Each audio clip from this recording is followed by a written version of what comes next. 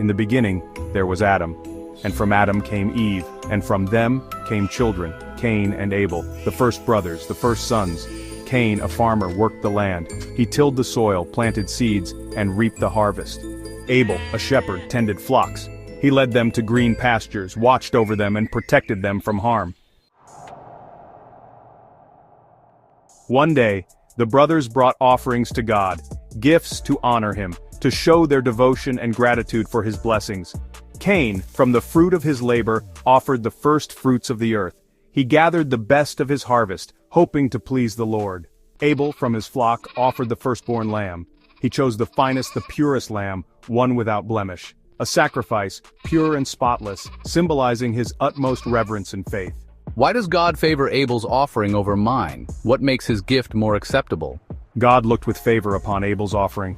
He saw the sincerity and devotion in Abel's heart, a sign of his devotion, his love, and his unwavering faith in the Almighty. But God did not look with favor upon Cain's offering. He saw the lack of true faith and devotion in Cain's heart. The fire from heaven did not descend. Cain's offering remained untouched, a sign of God's disapproval. Why, God, why do you reject my offering? Why do you not accept my offering? What have I done wrong? Cain was enraged. Jealousy consumed him. His heart burned with an intense fire, a fire that only grew stronger with each passing moment. The thought of his brother's favor with God was unbearable.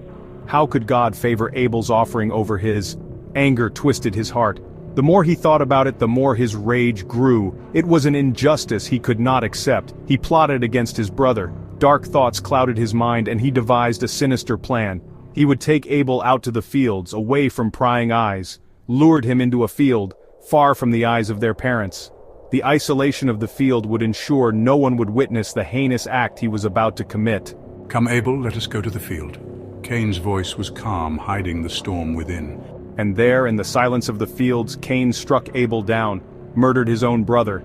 The act was swift and brutal, leaving Abel lifeless on the ground, spilled his blood upon the ground that he, himself, had tilled. The earth, once a source of life, now soaked in the blood of his kin. "Where is your brother, Abel?" The voice echoed through the fields, demanding an answer. Am I my brother's keeper?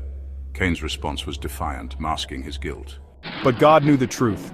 The heavens bore witness to the crime, and divine judgment was inevitable. He cursed Cain, marked him for his sin. The mark was a constant reminder of his transgression, a symbol of his eternal punishment. The story of Cain and Abel is a story of jealousy and rage. It is one of the earliest tales of human conflict.